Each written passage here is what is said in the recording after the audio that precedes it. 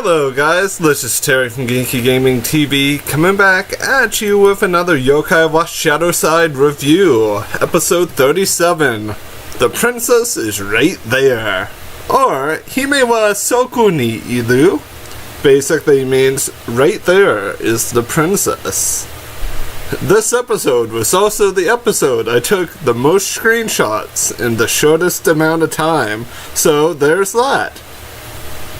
The episode starts out like a normal episode. We kind of get our setup going a little bit differently. Basically, we start the episode off with Doketsu and Shudendoji standing at the sakura tree.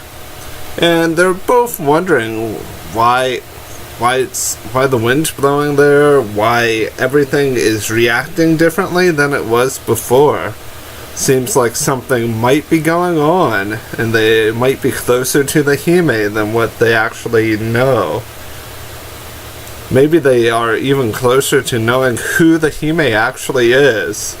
Not that Terry didn't point this out to them umpteenth episodes ago, and no one believed him, because it's obviously the person with Hime in their name. No.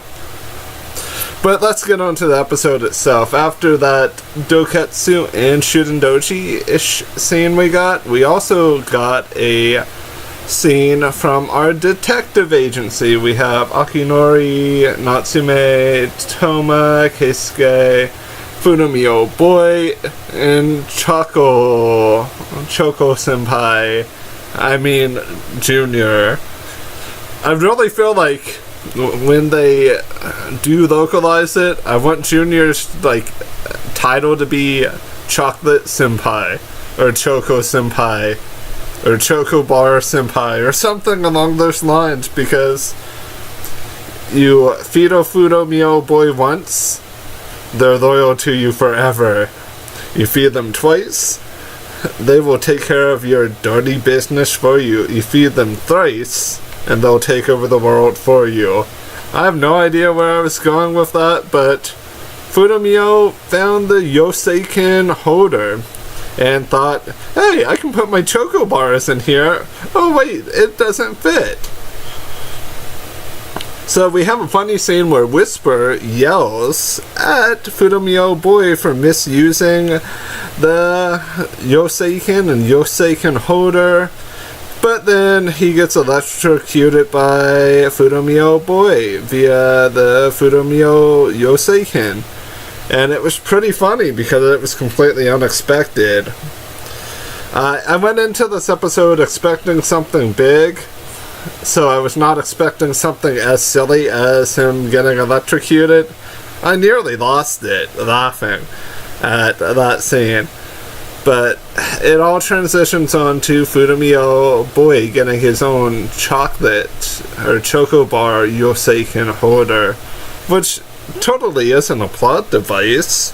Who would have thought a thing that's similar to the Yoseiken holder that Toma just demoed right in front of Fudomio Boy would ever be a problem?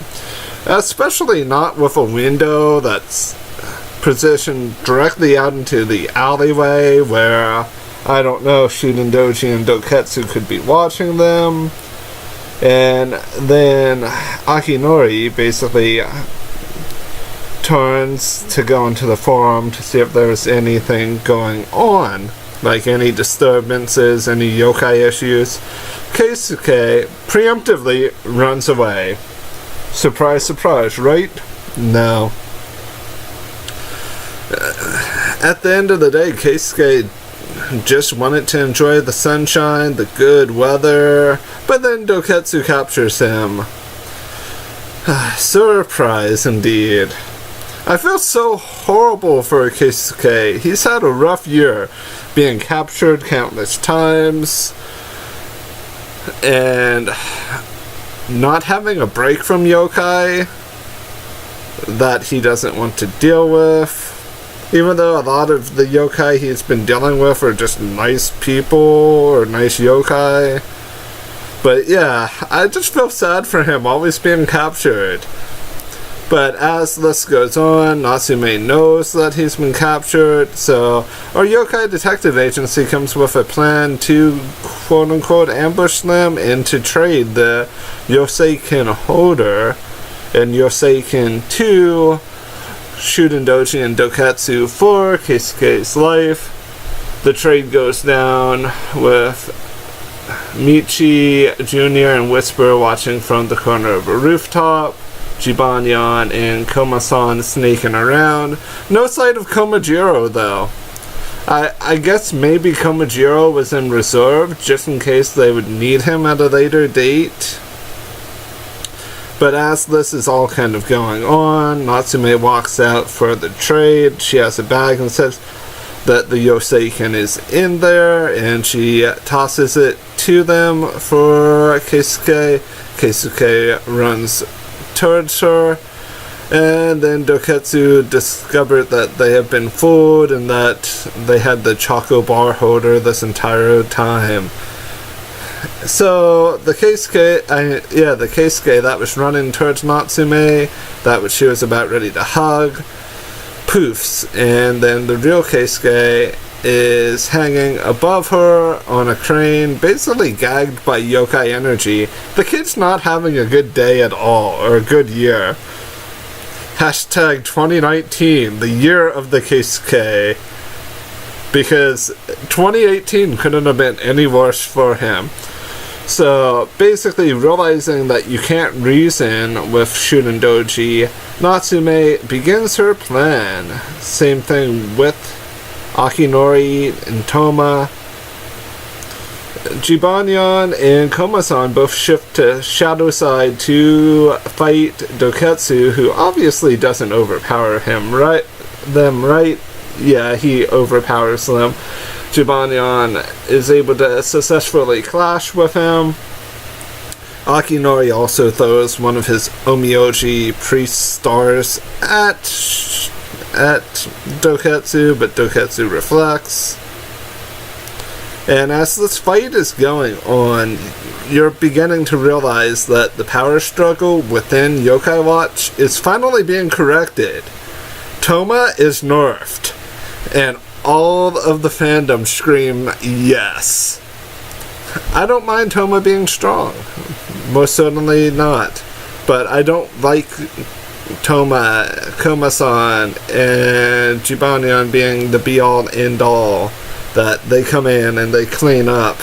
They're not Kenny Omega. They can't be the cleaners. I mean, Jibanyan can, most certainly, but Toma as Fudomyo, no. Toma period, no. Toma needs to be... I feel like they're scaling him back the way I want them to.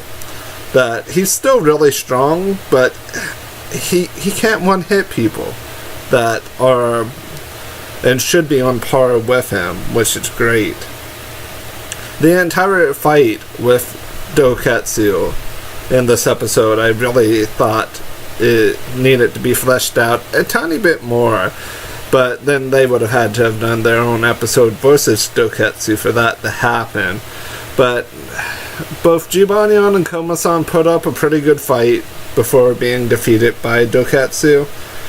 Toma goes Benkei to fight him. While this is going on, the following yokai were summoned by Natsume, Sama, Fubuka Hime or Blizzario, Mira Lion, aka Blazion, both summoned in their ShadowSide form, both attack Shudendoji, both should be on par with Shudendoji power-wise, but no, Shudendoji absorbs their energy and reflects it directly back at them.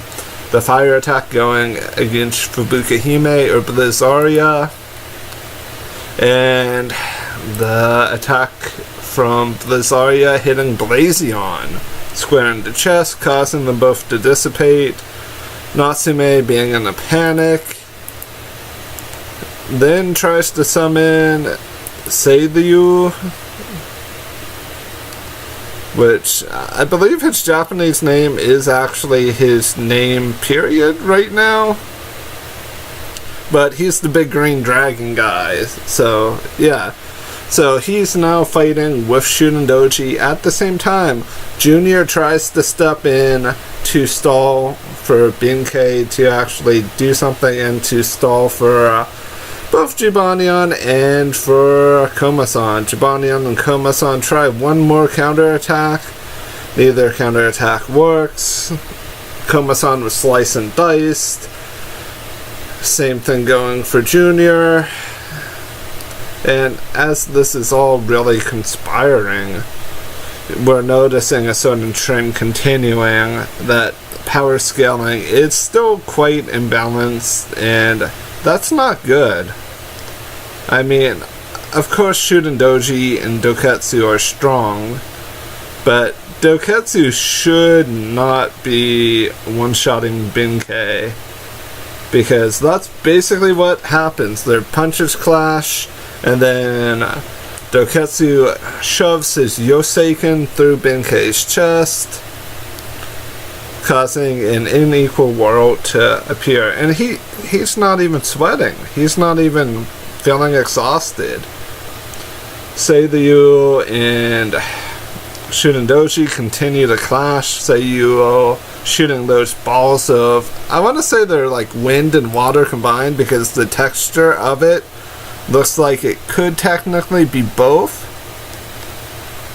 So he continues to blast those at Shutendoji, who continues to dodge them. Shutendoji eventually finishing off Seiyu, causing him to dissipate.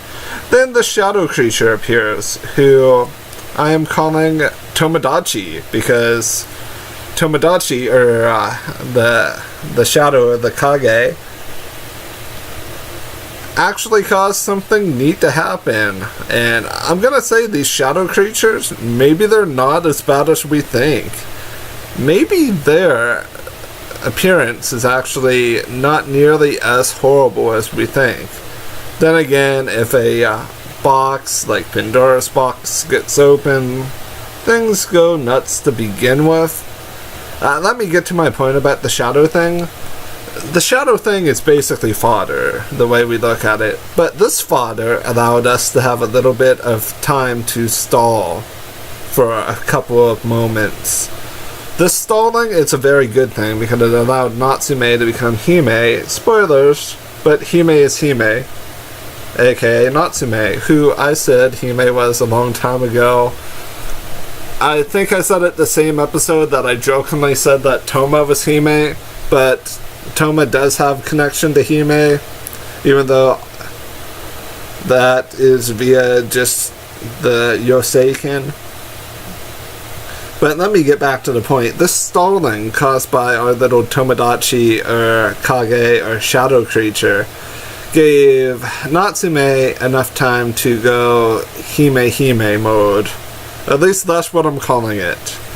Akinori tried to block her and protect her, which I want to tell you guys, people who are crapping on Akinori not being strong, not being reliable, man basically tanks a hit from the shadow creature. Do you know who can't tank a hit? I'm looking at you, Doketsu. I'm looking at you, Shutendoji. Both of you couldn't tank a hit. Akinori pulls a Jozu out and basically tanks a hit. Yes, I did just make a One Piece reference to Jozu, basically intercepting the attack from Mihawk at Marineford, because I just got comparable feelings when Akinori intercepted that attack. So, gotta give the man more credit. We also have to give Michi credit. He finally did a kick, even though Michi was basically fodderized by both Doketsu and Shutendoji there for a moment.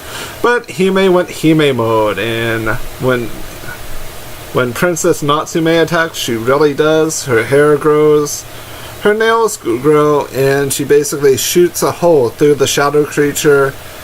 She then basically whips the shadow creature to death. And then both Doketsu and Shudendoji both bow to her and then both go back to their human forms of Haruya and Filler. I mean, I'm sure I remember the teacher's name, but I don't. I don't even think it matters because Doketsu is probably just going to be in Doketsu form a majority of the time. I think it's Ganryu Shimanochi, because the last name sounds familiar and I have it in a note file right here. So it must be him. They bow to her, they ask her to join their alliance to basically stop the Enma tribe, is what it sounds like to me.